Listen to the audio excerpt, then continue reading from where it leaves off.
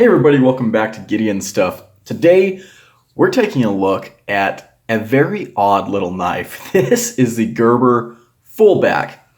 Thank you to Old Tonto Guy for sending this into the channel. Gotta give a huge shout out to him. He sent a whole bunch of knives for me to review all the way back in January. I've been working my way through it. I cannot express how much that helps the channel. He has given me loads and loads of content. As you know, I only upload one review a week, but even that can sometimes be a little bit difficult to keep up with because I'm busy and I don't have money to buy so many knives.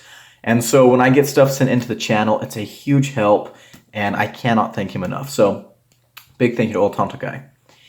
This is a very, very weird knife. This is going to be a very interesting review. So let's go ahead and get started with our blade length measurements, size comparisons, all that. Blade length. Coming in here, sharpened edge, about 2.5 inches, just a little bit over 2.5 inches sharpened edge. If we measure all the way back to the scale, we're looking more at 2 3/4 inches. So not a large knife. It's kind of it feels like a full-size knife, even though on paper the specs aren't necessarily full size. Size comparisons. Here's our Rat 2. And here's our Rat 1. Yeah, so pretty close in size to the Rat 2 in length, but it is quite a bit taller, chunkier, bulkier. It's bigger in a lot of dimensions. Let's go ahead and bring out our USA made comparisons. Here's our Spyderco PM2. And here's our Benchmade Bug Out. Nice. Let's go ahead and bring out the Civivis, which I was actually doing something with them earlier, so they're across the room. Here is the Elementum, or in this case, the Elementum 2. And where is the Praxis?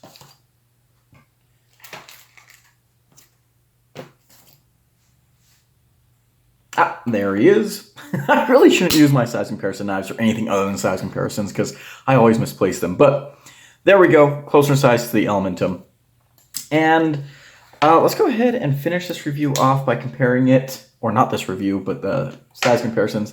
Let's finish them off by comparing it to the Gerber Paraframe because, I don't know, I think that makes sense. And I guess since I've got it here, let's pull out another Gerber.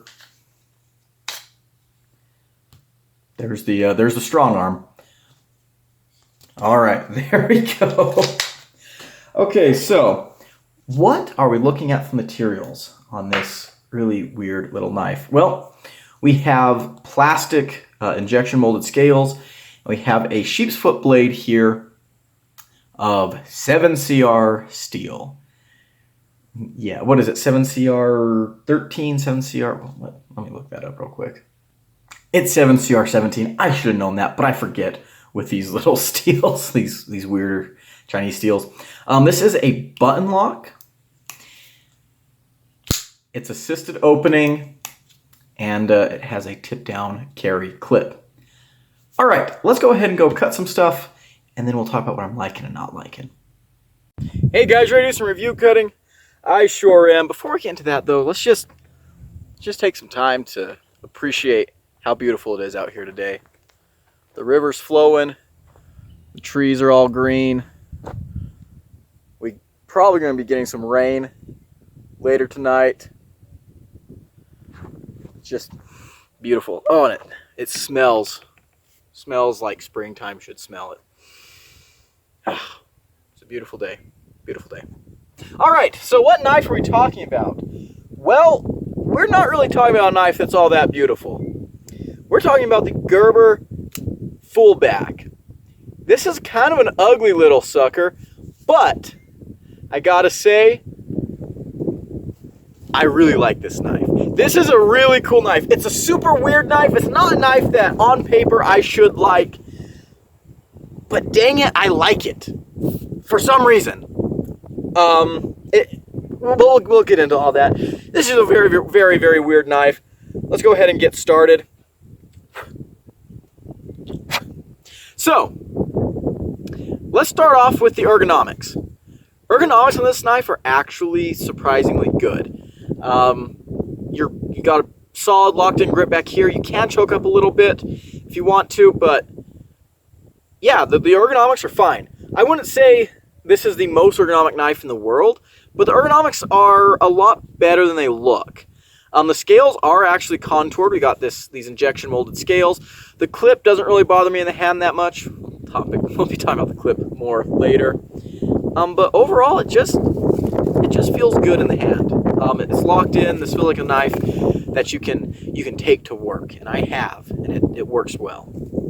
Let's talk about that action. So this is a button lock, but it's an assist button lock, and I gotta say the assist on this thing is strong.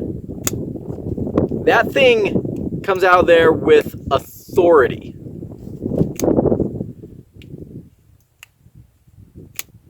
Yeah. Really easy to use this knife one-handed. The thumb studs are very large. They're decently comfortable, a little bit sharpish, but they work. You do have a secondary lock here that locks the knife open and closed, so you're not going to have to worry about accidental deployments. You're not going to have to worry about, accidental lock failure, things like that. And like I said, it is easy to use one-handed. Assisted opening button locks are probably the best one-handed assisted knives that you can get, right? Because that blade will drop to there, and you can close it like that. And instead of like a liner lock where you might have to like push over and then worry about where your finger is, it might be easier to do it two-handed or just take a few more steps.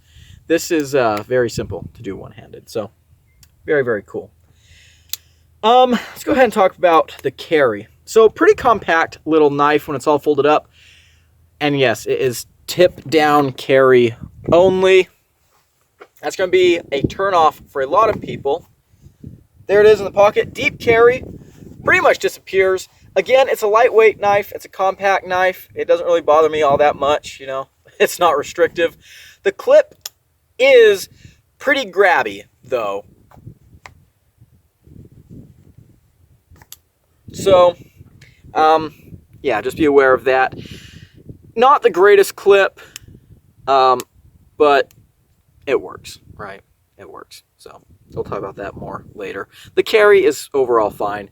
Just a little bit of a grabby clip, which is not an unusual problem with EDC knives. All right, let's go ahead and cut some stuff, shall we? We have a sheep's foot blade here of 7CR steel. I know. Wah, wah, wah. But this is actually a heck of a performer. So let's go ahead and just start demonstrating that. Obviously, utility cuts are very nice with this knife. It does have a hollow grind, and it actually slices a lot better than you might expect.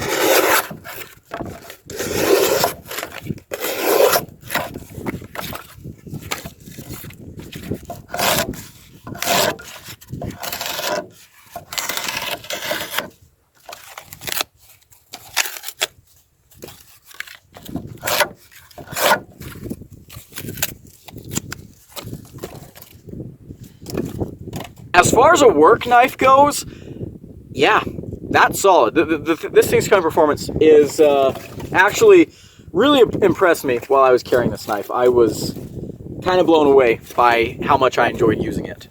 All right, let's go ahead and do a rope pull. Yep, not an issue. This might be more of an issue, but we'll see here. 1, 2. Okay, so for a straight edge knife, it didn't do terribly. Let's go ahead and get on the edge of the table. Much, much better. Again, straight edge knives typically don't do good on this test just because you can't really get enough power down on that blade. All right, let's do some pool noodle cutting.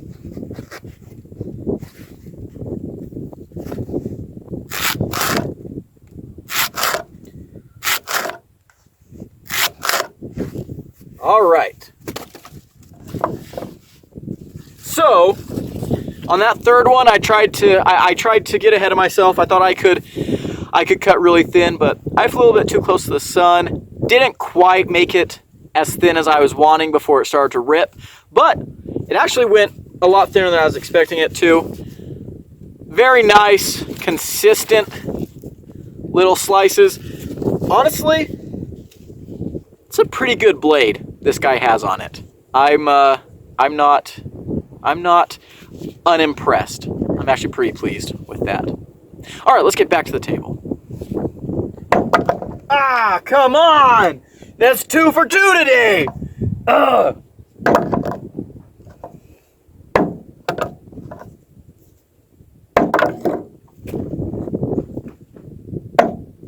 Yeah! Alrighty, let's go ahead and talk about what I'm liking and not liking about the Gerber Fullback. Also, I apologize, my hands are kind of gross right now.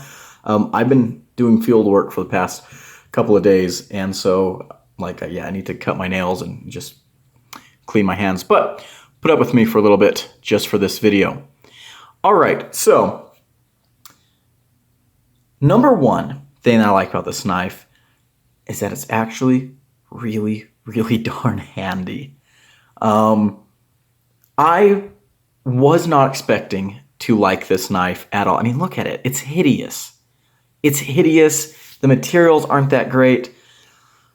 But I gave it a shot. I started using it. And honestly, I really enjoyed using this knife. It's a very, very handy little knife. So this blade shape here, this little sheep's foot blade, is incredibly useful. You can get your utility cuts with this. You got a nice straight edge, so you can do some long power cuts. The blade is relatively thick. I mean, let's go ahead and compare that to the Rat 1, or the Rat 2, my bad. Yeah, you can see the blade is relatively thick. It does have a hollow grind, and it comes down to a decent edge. Not the thinnest edge, we can see that there, but a usable edge, and an edge that's definitely thin enough to cut. Again, you know, we've kind of got this, like, it's almost kind of clipped. It's like a clip point sheep's foot. Not a whole lot of precise tip, but it gives you a lot of strength out there for if you're doing utility cuts that are maybe on harder surfaces or just going through difficult material. You're not going to worry about damaging your tip, and you do have enough of a point to kind of poke a little bit. Yeah, the blade itself, I was just really, really impressed with. Now, the steel choice, not really impressive. We'll talk about that later. But the actual design of the blade is really, really nice. And the size of it, too. I mean, you can get your finger all the way out here. It feels like, you know, the knife is just an extension of your hand. You can do a lot of really, really good work there. Now, that blade by itself is good, but it actually is complemented quite a bit by this handle. Now, the handle looks weird. And when I first saw this, I thought, yeah, there's no way that handle is good in any way, shape, or form. But it is. It actually is. So the scales, you can see here, it's kind of fat, but the scales are contoured. This is a really hand-filling knife, and it's honestly pretty comfortable. That pocket clip, which, yeah, we'll be talking about that, is not in the way at all. I don't even know it's there. I can really bear down on this knife. I can squeeze it. I can push it, and it feels pretty good. We've also got this little area here I can choke up into and get in there nicely. This big spot here, I was really concerned about that, but one finger goes in there, and honestly, you are locked in. Very, very comfortable and secure grip. Yeah, I think that the blade and the handle mesh together really, really nicely and make this knife into a surprisingly usable tool. Next thing, look at how big this plunge lock is. That's actually a massive lock. Plus, they do give you an additional safety. So that prevents, you know, even if the button closes, the blade can't close. The lockup on this thing is really solid. Like that's a very solid plunge lock. That safety also helps it from deploying when it's closed. But I think that's kind of nice, you know, if you're really bearing down on this knife, you know, maybe you might accidentally hit the button, so it's good to have that secondary safety. I'm not the biggest fan of secondary safeties on my knives, but this one's actually pretty low profile. It's out of the way. If you want it, it's there. If you don't want it, I don't really think it makes a difference. The knife, because of its size, is actually really easy to work one-handed. You can see the blade will drop there, and you can just close it like that. The spring in this is actually really powerful. It really, really whacks. You kind of got to make sure you got a good grip on the knife because it does have recoil. Yeah, it bounces a little bit. So yeah, very good, strong feeling spring. A lot of people aren't the biggest fans of spring-assisted knives. I know that. I don't hate them. They're not my go-to, but this one, I think this is actually a really, really good execution of a spring assist, especially with this button lock. Spring assisted button locks were something that were completely new to me, and then Old Tonto Guy sent 2 in the box he sent, and I'll be honest, I probably prefer... I think I prefer the feeling of this one to this, to the Kershaw. And also, the Kershaw did fail on me a couple times. The button wouldn't lock up. This one, it's always been solid. So yeah, I think also if this is the type of knife that you're like throwing in a like a toolbox, or this is a knife that you're really just gonna beat on a little bit. Maybe you're using this with gloves. The spring assist could actually be useful. This is a smaller knife, and smaller knives typically aren't the easiest to manipulate. When you're wearing gloves, you'll lose a lot of dexterity with gloves. We all know this. So having that spring assist can actually make this knife a lot easier to deal with if you're wearing gloves. So honestly, I actually think a spring assist was the right way to go with this thing. Plus, we've got washers in the pivot, so this is going to be a little bit more resistant to dirt and grime. Yeah, honestly, this really does feel like a working man's knife. A couple of other things I like. I do like how they did this lanyard hole. They did it in the back spacer, so instead of going this way, it's going like that. That's really smart. I like that. I think this is something that all companies should start doing with their lanyards. That just makes a lot of sense to me. The thumb studs are actually pretty comfortable. I don't have a whole lot of complaints with thumb stud. They're easy to get to. They're large enough without being too large. They're shaped nicely. They're not sharp. They're not pokey. They grab you and they kick the blade open. So, good deal. Something else I found to be interesting is that there is no visible pivot on this side. You can see there's a pivot under the pocket clip screw. You can get in there and adjust the pivot. I have not taken this knife apart. I'm probably not going to. A button lock plus an assist just sounds like a tedious disassembly.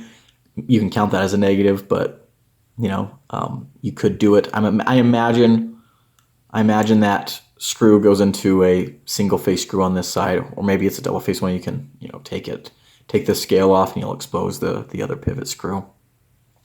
Fit and finish on this knife is actually surprisingly good. Focus up, camera.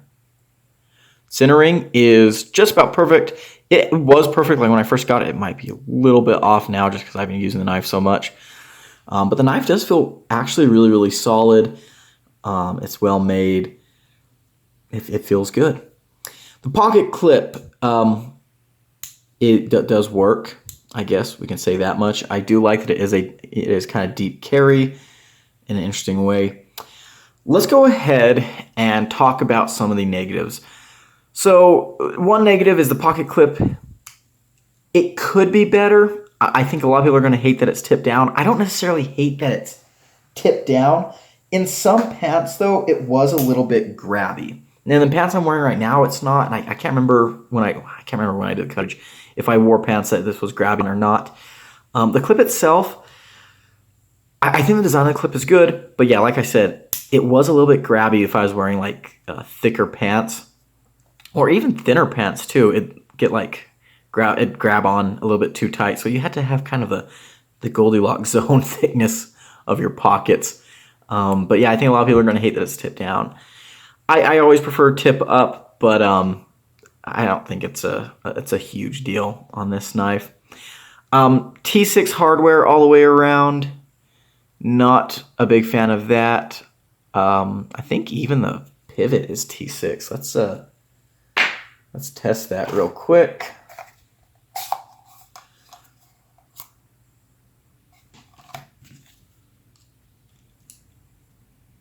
Yeah, the pivot is T6.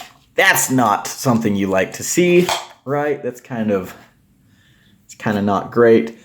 But speaking on that, I think the entire disassembly of this knife would probably just be a tedious slog. It'd probably be very, very rough and terrible and horrible, which is why I did not attempt it. So yeah, maintaining this knife, taking it apart and everything is probably a pain. Look at that big ass spring back there.